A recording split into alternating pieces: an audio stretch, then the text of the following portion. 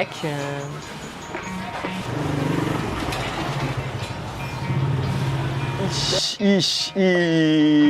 Tasi, gubuk. Woi, Uilah. Dari tadi belum? udah lama sih lumayan. Makanya udah pesan kopi tuh. Asik. Seruput dulu. Seruput. Enak banget dah. Kayak kopinya Mbah. Lah, emang dari zamannya Mbah lo udah ada kopi? Udah lah, Mbak, aku tiap pagi ngopi.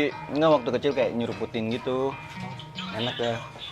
Ih, kopi udah lama ya berarti? Iya, udah lama berarti. Dari zaman kapan ya kopi? Tahu sih.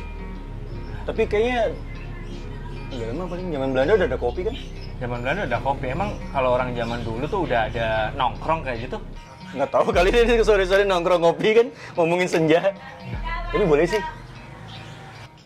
Tapi penasaran nggak sih? Maksudnya orang Belanda dulu nyangkruk di mana gitu? Ya juga sih. Kalau orang Belanda di Surabaya nyangkruknya di mana? Tanya. Jadi, Cepat. Mana? orang-orang Belanda. Aduh.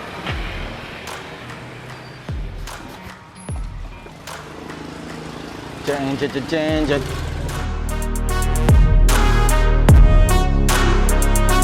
Cepat tunjuk. Yuk.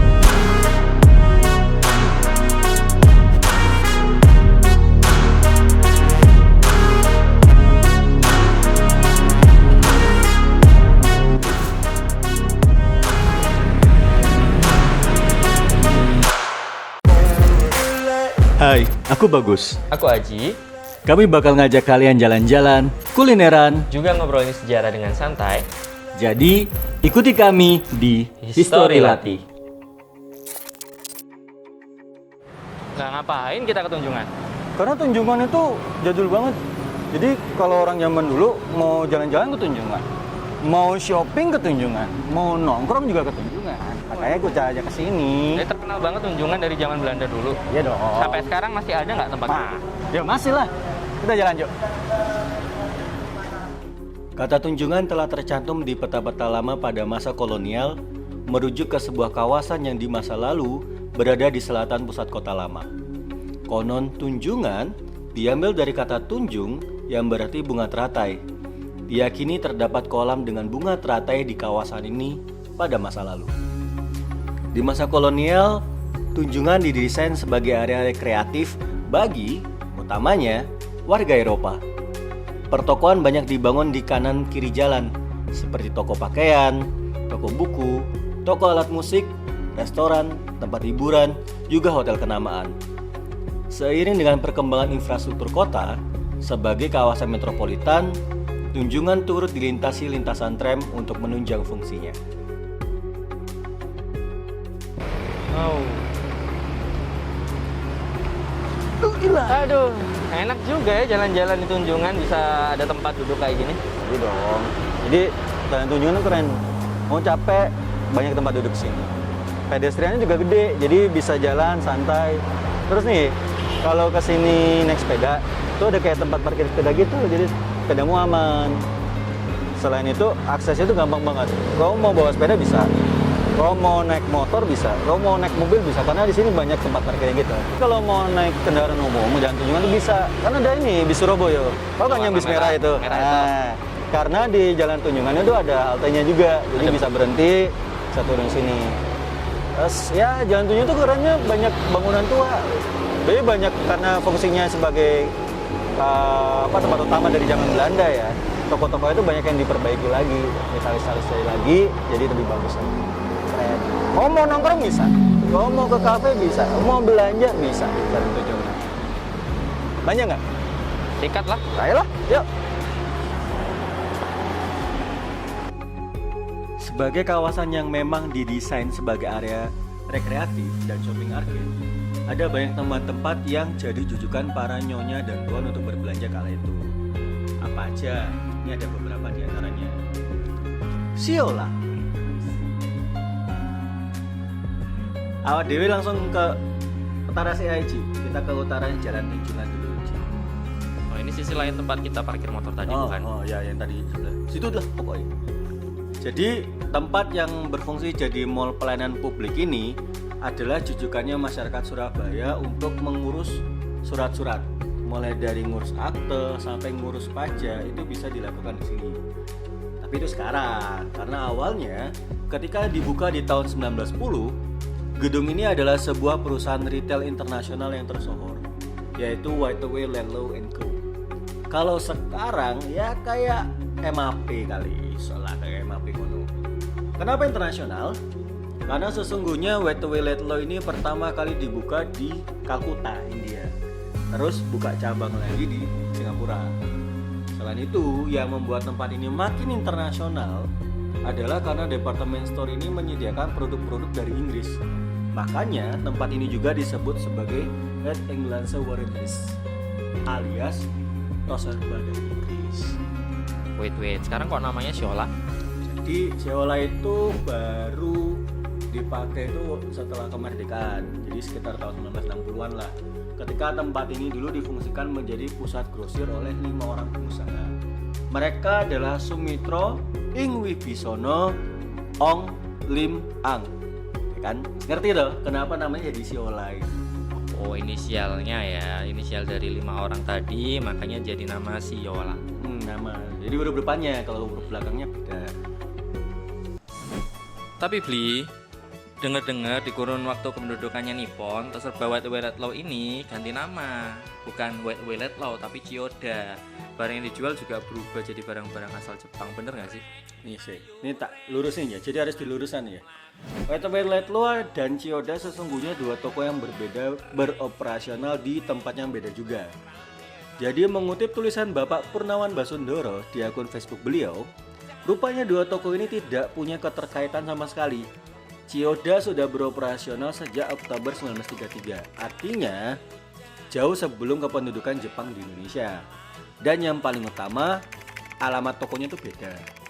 Jadi toko Chiyoda pertama berada di Jalan Tunjungan nomor 5, sedangkan toko Whitaway Landlaw berada di Jalan Tunjungan nomor 1. Dengan demikian, kedua toko itu dipisahkan oleh satu toko yang berada di Jalan Tunjungan nomor 3. Jadi gitu, jadi ganjil gitulah. Grand opening toko Chiyoda juga dimuat di koran masa itu. Openingnya dimeriahkan sama Cherry Dance, bukan Cherry Dance yang dibawakan oleh penari-penari dari Jepang. Jok dipikir kono padha kaduwe ayo. By the way, kalau dilihat dari foto di sini, posisi toko Chiyoda sekarang tuh sama kayak posisinya Tunjungan Electronic Center ya. Sekilas bangunannya mirip gitu. Bener Ji. Jadi toko Chiyoda itu memang toko yang dimiliki oleh pengusaha Jepang. Beliau bernama Okano Shigezu. Jadi nggak heran produk-produk yang dijual utamanya adalah produk-produk asal Jepang. Terus di zaman Jepang nasibnya seperti apa? Nasibnya sama kayak kebanyakan bisnis di masa itu, tidak beroperasional alias tutup. Di masa itu kebanyakan penduduk Jepang sipil di berbagai kota di Indonesia ditarik pulang ke negaranya. Satu lagi nih tempat tos serba yang termasyur di utara Jalan Tunjungan, namanya Toko Aurora. Pernah dengar nggak?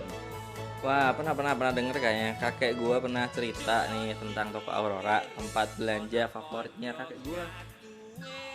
Iya, gua lah. Ya wis bener. Toko Aurora bisa jadi salah satu tos serba yang masih diingat ya sampai sekarang itu. Karena sampai tahun 1960-an Toko Aurora masih beroperasional. Jadi tempat ini menyediakan busana wanita, perlengkapan interior, kayak karpet, tirai, pakaian anak, pakaian cowok, mainan kayak gitu Ci. Lengkap, dan salah satu fasilitas berbeda yang dimiliki Aurora tapi tidak dimiliki toko sejenis di zamannya adalah punya playground. Jadi punya playground untuk anak-anak bermain selama orang tua mereka berbelanja. Lokasinya ini di seberangnya Siola bukan sih, Aurora? Kalau soal lokasi, kebanyakan orang mengenal toko Aurora di seberangnya Siola. Tepatnya di tempat yang sekarang berdiri Double Tree Hotel. Tapi sebenarnya toko ini pertama kali beroperasional Januari 1928 justru di Tunjungan nomor 7. Karena bisnisnya makin bertumbuh dan memerlukan tempat yang lebih memadai, Aurora pindah ke bangunan baru yang lebih besar dan modern pada tahun 1936 di Tunjungan 4, atau kalau sekarangnya jadi Hotel Double Tree itu. Wah, jadi udah gak kelihatan bentuk aslinya, sayang banget ya. Sih, jadi kita cuma bisa lihat lewat foto-foto lama aja, karena gedungnya udah ganti fungsinya. Beli, kalau yang kita bahas dari tadi kan tos serba gitu kayaknya. Ada nggak sih toko yang nggak tos serba yang spesialis satu hal gitu? Wadah dong, jadi buat para bookworm yang gemar baca buku, tempat ini jadi jujukan di Jalan Tunjungan. Namanya Book Handel Sluiter alias toko buku Sluiter yang sudah beroperasi sejak tahun 1925.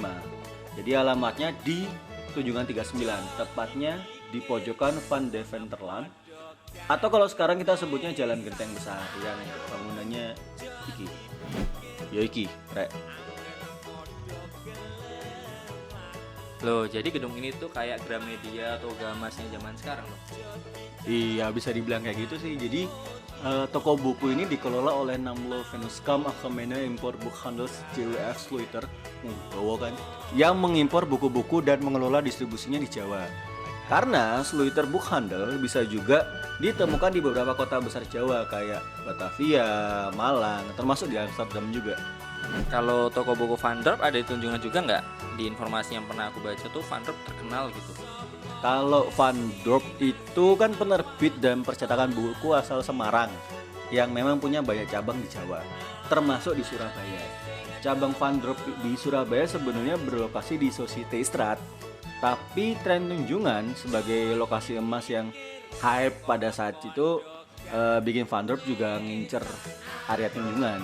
Nah, di tahun 1934 tersepakatilah merger antara GCT Van Dorp & Co dan firma JWF Sluiter, yang setelahnya toko di Tunjungan 39 itu jadi dikenal dengan Boekhandel Sluiter Van Dorp. Jadi pada tahun 1938 Boekhandel Sluiter Van Dorp membeli bangunan di Tunjungan nomor 97, gedung baru yang lebih besar dan modern. Jadi bagian bukunya itu ada di bawah, stationery itu di atas, pameran seni di belakang.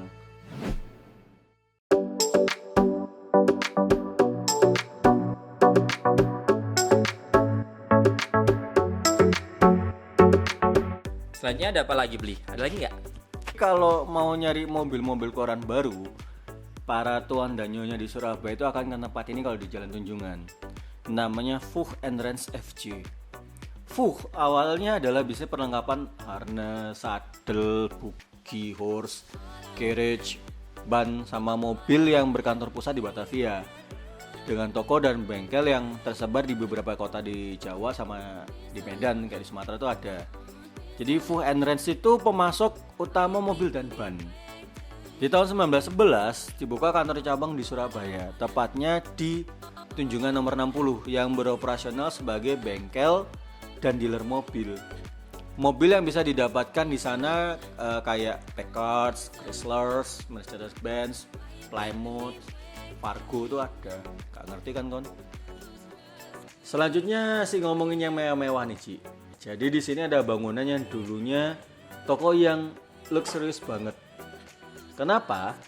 Karena yang dijual adalah perhiasan dan kerajinan perak. Oh, itu kayak silversmith, goldsmith asal Belanda gitu kan, Becher van Kempen. Nah, bener. Jadi Becher van Kempen & Vos itu adalah firma jewelers internasional yang bermarkas di Belanda dan masih beroperasi sampai sekarang dengan nama Royal Becher van Kempen. Tahun 1920, Becher van Kempen & Vos itu buka cabang di Surabaya, setelah sebelumnya buka cabang di Batavia sama Semarang. Jadi alamatnya waktu itu di Tunjungan nomor 51. Gedungnya itu masih ada sampai sekarang, cuman ganti fungsi sebagai Hotel Varna Culture itu loh. Jadi firma Becher van Kempen & Vos itu sering sekali mengadakan pameran. Salah satu yang pernah diselenggarakan adalah pameran Silver Work modern dari Paris tahun 1925. Juga pameran produk mutiara budidaya dari Jepang tahun 1936. Desain dan interior bangunan sekarang adalah hasil renovasi di tahun 49 ketika firma Becher Kempen & Vos melakukan rebranding pasca perang gitu.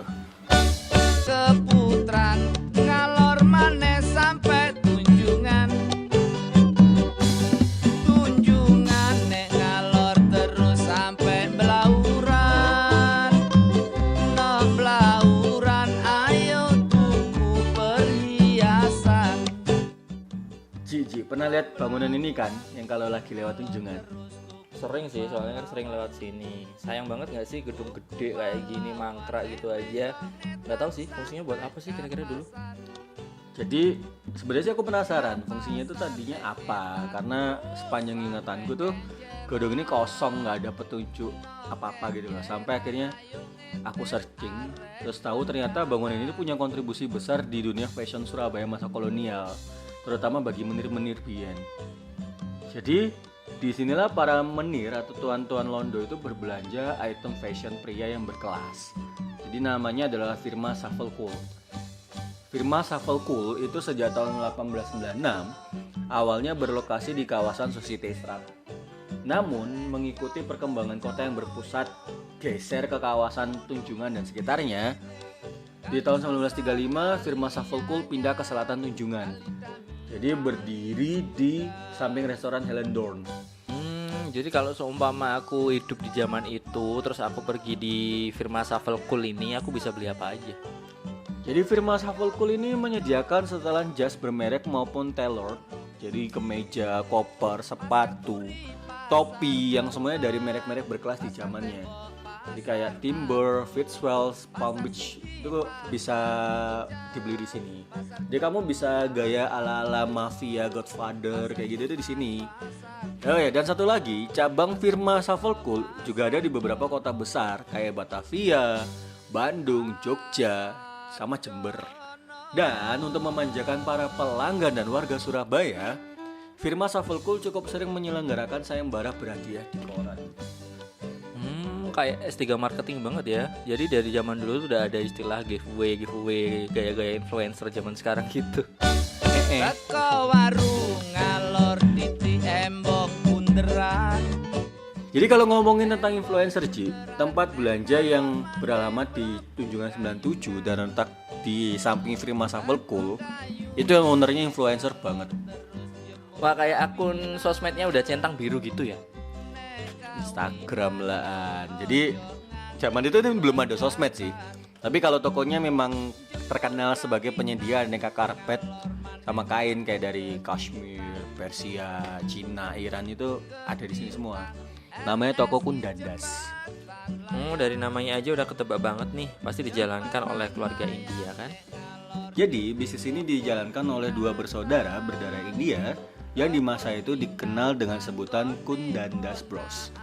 Toko Kundandas merupakan salah satu bisnis yang tidak mau ketinggalan mencicipi besarnya potensial Jalan Tunjungan sebagai shopping district. Karena sebelumnya toko ini berlokasi di Gemblong dengan nama Toko 61. Di tahun 1935, Kundandas bersaudara memindahkan bisnisnya ke Tunjungan 97. Oh, banyak juga ya ternyata toko-toko besar di Tunjungan. Dan yang kita lihat tadi, yang kita bahas tadi cuma beberapanya aja. Ya kalau mau diurut dari ujung ke ujung sih sampai besok pagi Ji bahas ginian. Dan ternyata ini juga banyak ya yang toko-toko pindahan dari lain tempat, mereka pindah ke Tunjungan untuk meraih keuntungan lebih ya, kayak Kundandas, Savelcool, sama Vandor itu tadi. Nah balik lagi, soalnya Tunjungan itu tuh berkembang sangat pesat Ji. Perbaikan sama penambahan fasilitas umum tuh bukan terjadi hanya pada Tunjungan di masa kini aja. Jadi mengiringi pertokoan yang bermunculan di Tunjungan, pemerintah kota Surabaya kala itu benar-benar memperhatikan kenyamanan pengunjung yang makin rame di area Tunjungan. Banyak perbaikan yang dilakuin, mulai dari pengaspalan jalan, pelebaran trotoar, sampai pemasangan lampu lalu lintas di persimpangan tuh Van den Venterland yang jalan geteng besar. Nah, jadilah Tunjungan ideal banget buat jalan-jalan. Siapa yang diuntungkan? Pebisnis lah. Asik ya shopping di Tunjungan. Udah bahas shopping masa lalu masa kini, terus habis ini kita mau nongkrong di mana? Kalau nongkrong, tunggu aja di episode selanjutnya.